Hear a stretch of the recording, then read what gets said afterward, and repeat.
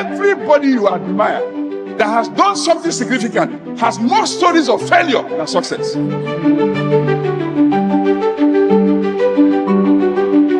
John Enelamah is a widely traveled apostolic leader, social reformer, pastor, teacher, mentor, discipler of men and women, and author of several books. John's global life purpose is to assist individuals to find their purpose, strengthen the local church globally, and to help nations transform. He achieves all of these by preaching the gospel of the kingdom, thereby spreading the fires of revival and reformation. John's drive is to see God's will manifested in the lives of people, and that men and women all over the world should come to the knowledge of God's truth. He has preached in countries, cities, and places all over the world with one message, and that is the gospel of the kingdom. His primary driving force is to live a life that contributes to the fulfillment of the Great Commission. John is the president/founder of the Kingdom Apostolic Revival Ministries, KARM. He's also the founding pastor of End Times Revival Ministries, ERM, and a co-founder of the Apostles in the Marketplace Network. John is the host of the radio program Lessons from the School of Life. He and his amazing wife, Ngozi, also run the Institute for Success in Marriage program, which hosts the Marriage Works and Love Works sessions for both the married and singles respectively. John, a graduate of quantity surveying from the prestigious Obafemi Awolowo University, Ile-Ife, Nigeria, obtained his ministerial license from Spirit Life Bible College, Irvine, California, and is a fellow of the Aspen Global Leadership Network. Get set to receive the word of God from the mouth of his servant with Jesus' joy in your heart. Join me as we make welcome the ministry of John Enelamah.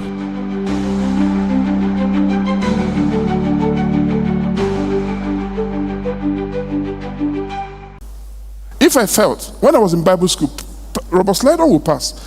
The Americans called him Robert Slidon. I couldn't because of my culture. I always said Pastor Roberts. Okay, but they will pass. People say, why? I said, what is the problem? They said, that's Pastor Robert. I said, so what? He said, he's going to ordain you into ministry. I said, I'm already ordained from my mother's womb.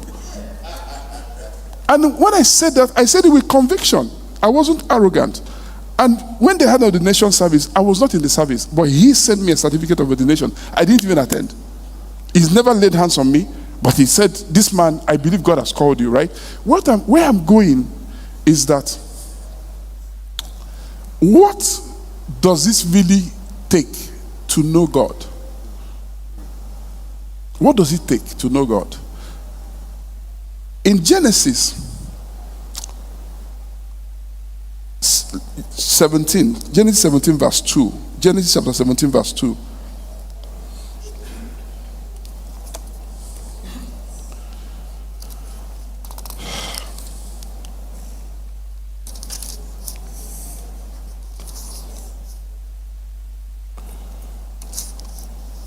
It says in verse 1, when Abraham was 99 years old, the Lord appeared to Abraham and said to him, I'm God Almighty. Walk before me and be blameless. How old is he here? How old was he when God called him? 75. 24 years after. What was God's message to Abraham? Walk before me and be blameless. After 24 years. But Billy Akoni said that after he was doing all the things he was doing, blah, blah, blah, blah, he said one day God said to him, you are just starting. You have passed the first test in ministry. God said to Abraham, 24 years after, walk before me and be blameless. Why is God talking about blamelessness? Because people think that they can impress God with big prayers. Sometimes people think that they have a big problem. It's okay, this is your big problem. What is the problem? Say, I'm owing money. How much? 4 million. I say, even Dangote can pay it without feeling it. So it cannot be a big problem. If a human being can solve it, it's not a big problem. It's only big to you. You've never thought about that. Look, the other day I was talking to a pastor, I'm coming to Mozambique, and he said to me, look, there's a 1 week gap between your last assignment and the next one. Where will you stay? What of accommodation? I said that if Christians will not pay, Dangote will pay. That's what I told him. If your problem is where I will stay, who will pay? If there's no Christian that can put me in a hotel and pay, Dangote will pay. Yes. Don't make a big deal out of nothing. So he said, walk before me and be blameless. Would you think that after 24 years that's... So I said, okay, let me take a step back. In all the years I've been a Christian, since those teenage years, I'm now 55 and counting. So 30 years have passed, it's going to 40 years. I have never knelt down to pray that God discussed with me my prayer point. In all those years, the only thing God talks to me about in prayer is the condition of my heart. He says, forgive people, release people, have faith in me. Let me explain. You are never going to have a problem that will cost God sleepless nights in this lifetime. Not even in eternity. You are never going to find yourself in a place. Most problems you have, God will use human beings to solve it. Most problems. Before he even says, look, to part the Red Sea. I call it the anatomy of a miracle. I read a book many years ago called Angels on Assignment. And the man was visited by angels, and they are saying to him, the angel Gabriel was saying to him, he said in the book, he said, do you know how old I am? He said, do you remember the walls of Jericho? He said, do you know I was there? He said, do you know what God said? God told us angels, perch on the walls of Jericho, and when you hear the blowing of the trumpet, push that. He said, did you notice that the wall went down? It didn't fall. He said, did you notice that the walls went down? They didn't fall. He said, because assignment was pushed down. But wait until. So I learned something from that thing. I call it the anatomy of a miracle. I said, okay, let me tell you a story that will trigger you. I wrote a book on Nigeria. It's there, Blueprint for Nigeria. When I was writing the book, that time that green card letter came, and I now ask questions. They said to me that this process, if you start it, you can't leave the country. If you leave the country, you annul it. You have to stay until it's done. So I said, how long does it take? They say it's at least 6 months. I've never taken sabbaticals. So when I prayed, I called Nigeria. That time I was a pastor. I called the church. I said to my associate, this is what is happening.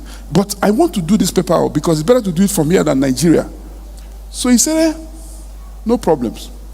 So when I now said I would stay, God then said to me, write a book about Nigeria. He said, you have heard what men have said about your country.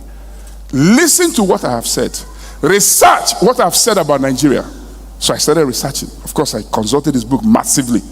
I even called him in that season. I don't know if he remembers, but we spoke. And I even told him why I was calling. I was writing a book and all that. So I was getting books, prophecy.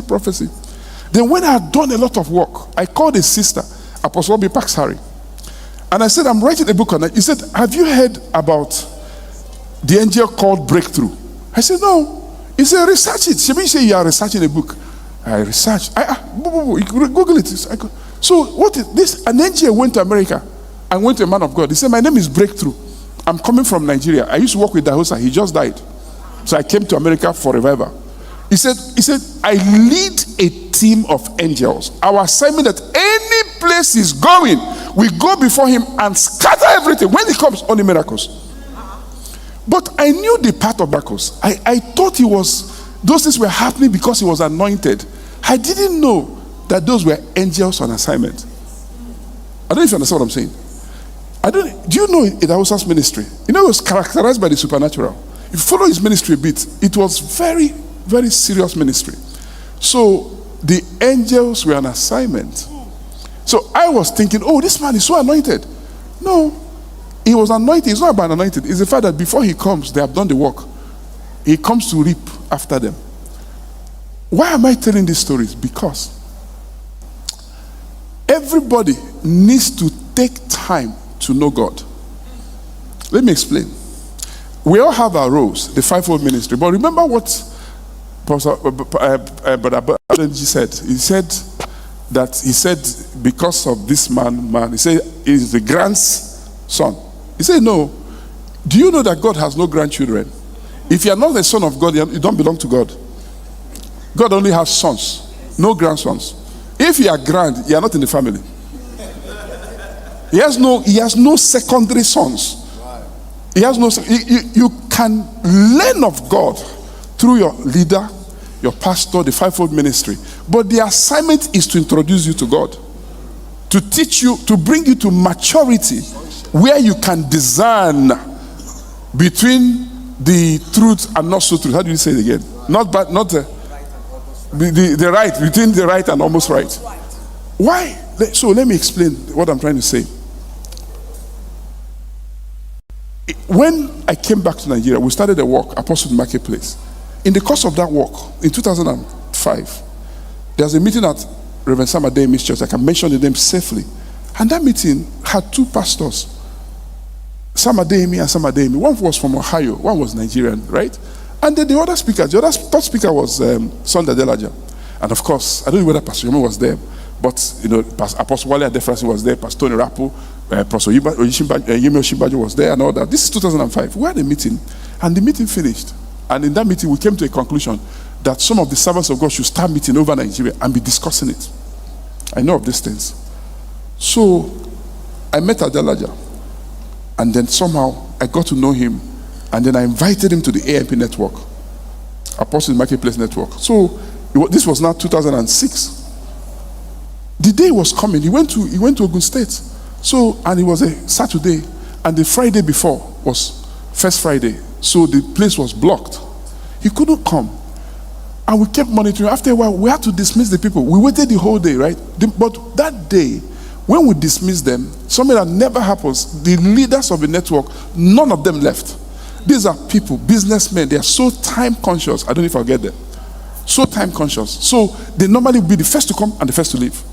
They're businessmen, right? But that day, they were just there, just me and them. And Pastor Adelaja called and said, I'm 15 minutes away now. He was there. So he preached to all the message he had for everybody. He bombarded us. He was standing up so passionately. When he finished, he said, you guys, come to Ukraine. They said, no, we're businessmen. We can't come to any Ukraine. We don't have time for Ukraine. He said, this Pastor John is the only one that has time for Ukraine. He said, we will sponsor him. So a few months later, one of the people just drove to my office and gave me a check, 498,000 naira. This is 2006. And said, that Ukraine, go. This must be money from something. He's a businessman. So the money, I went to Abuja, processed visa, bought ticket. The money was still remaining. So I went to Ukraine. I landed in Ukraine. I saw Adelaja. And then he said, Pastor John, how long are you staying? I said, 10 days. He said, no, you can't come from Lagos. You have to stay 1 full month. I said, listen, this is 2006. I said, I'm married for 6 years. My oldest child is 4. The other one is 3. The other one is 1 year old. And that me and my wife, we co-parent. I can't be gone for a month. This has little. So he said, okay. I said, okay, you know what? Let me call my wife. So I called my wife. She said, oh, stay as long as you need to stay. As long as it will enhance you and enhance the kingdom. So that's when you know you married your wife. One of the signs. Because you have to also ask yourself, where did you get your wife from? So I stayed for maybe 3 weeks. But why I said that is that after 2 weeks, I was watching this man every day. I start my work from his office. Every morning they bring me to his office. I greet him. We do things. Then I will go and visit many aspects of the ministry, asking questions. After 2 weeks, one day I said to him, Sunday, I'll be here. I said, this is your staff. Are they so good? I don't see you fighting. You don't shout at them. Are they so excellent? How do you do it? He said, where did you get them from? He laughed. He said, Pastor John, he said to me, the hardest thing in life is working on yourself. He said, I consider it a failure to fight with my staff. He said, every day I work hard on myself. He said it's difficult. It's the most difficult thing to see God every day. But once I do it, I pastor without tears. That statement, it took me like 20 years to fully comprehend it. I mean, when I say 20 means that I knew it, I said it, but I kept thinking about it. And I related with him over time, watched him. And he said, look, I said, this man, when I used to watch him and his wife, they'll be talking like boyfriend, girlfriend. They say something about marriage, that if you see two people, couples, or opposite sex talking, and they are like, he said they are boyfriend, girlfriend. If you see them and one is looking left, right, they are husband and wife. 90% of the time. Because the marriage is the most challenged institution on earth. The devil knows that if a marriage is working, they can change the world. He will do anything to make a marriage not work. And he has battle against the marriage institution.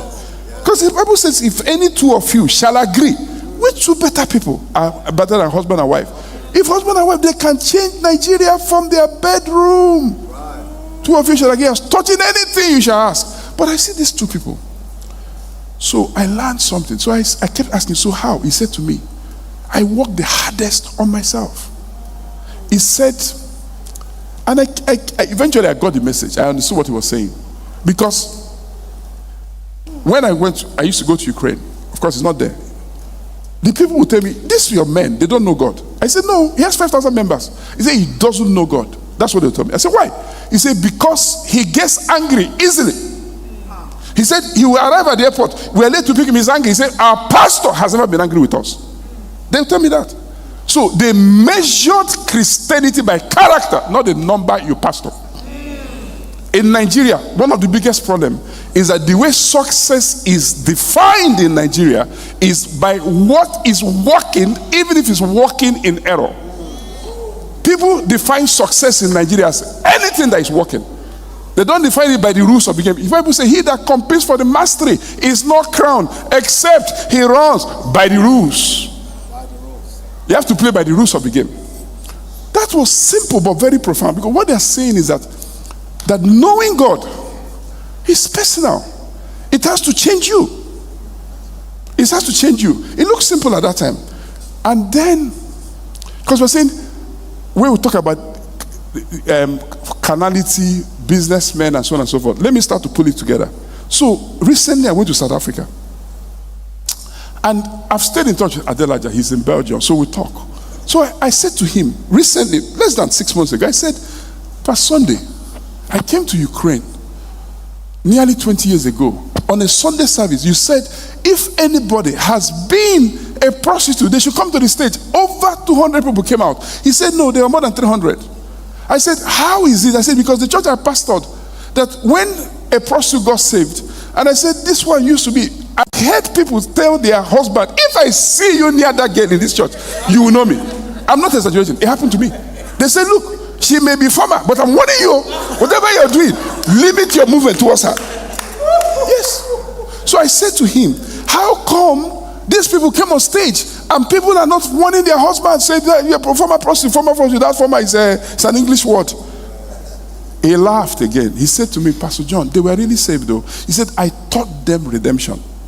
I said, I taught my people redemption. He even said to me that redemption is a problem in Africa because people are feeling they must add something to redemption to be truly saved. The people say people take Holy Communion 4 times in one service.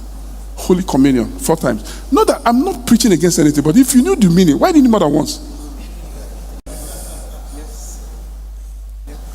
Don't think about anybody or any ministry. I'm just saying that if you knew the meaning, why do you think you need it more than once? Why did Moses not see the promised land? I'm pulling this together. Do you know why? God said, hit the rock, water came out. Second, he said, speak. But the Bible says they provoked him out of his own anger. What did he do? And God said, because of that, you will not enter. He said 3 times, I saw the face of him. He said 3 times, he said, no, I will take you to Mount Pisgah. You will see, but you will not enter. So why? Why? Why is that? Well, let me tell you why, from my understanding. Because that rock that followed them was who? Christ. Hitting the rock is crucifixion. He killed Jesus twice. He wrote a brand new Bible. God said, for writing a different Bible, you will not enter the promised land. Jesus died only once at the end of time, but you killed him twice because you were angry. Because you were angry. Now, look at this. Look at Saul. Look at David. What did Saul do? Wait for Samuel. Under pressure. He didn't come. Just a few hours late, he played the role of a priest. And then Samuel came and said, and then they said, kill all the animals. He said, I kept the rest, the best of them for sacrifice. Samuel said, what is this bleating I'm hearing? He said, it's for sacrifice. He said, but I told you, kill all the Amalekites. But that's not the point. What did David do? Time kings go to war. He didn't go. Then not just that he didn't go, he's violating Proverbs. Proverbs say that look straight. Let your eyelids look. David is not looking straight. See, let me explain. See, when I drive. My wife drives. When I drive straight. When my wife is driving, he's looking like this. I say, honey, what's the problem? He said, I want to know the landmark. I say, if I drive like this, so you will not have the same husband, though. If I look left and right like this, what I will see? I'm telling you the truth, though. I say, I can only look straight. That's the only way I can make it into eternity. Any man that looks to the left or right is a matter of time. It's either adultery or fornication. Guaranteed. No exception. No, look, if you keep looking in this life, man, I don't know about women. They're a different thing. Women are different. Let me explain so you understand. You see, I have a girl as a daughter and 2 boys. So 2 men, 2 women, and a woman, so my wife. Sometimes we live in America. Sometimes they want to relax. They want to watch movie. You know, I told you I'm deeper life. My pastor used to preach. You know, he's still my pastor. He says, that TV, devil's box. Words are so powerful that after 40 years, it's still locked in my soul. 40 years after, locked in my soul. So be careful about words. Now, every time I go to a movie, I sleep off. Once it's over, I wake up. But I found out something. Because men are visually stimulated. So I found that this is God's recipe for me. It's helping me. So I don't complain again. I don't complain. But if you bring naked men here now, the women will whisper to each other, is it that they don't have money for clothes? What's the problem? They will say, and they carry on. If you bring naked women and put them here, any man stupid enough to look, for the next 20 years, you'll be in trouble. If you don't get help, it can lead to other things. Especially if you look long enough until the picture forms in your soul.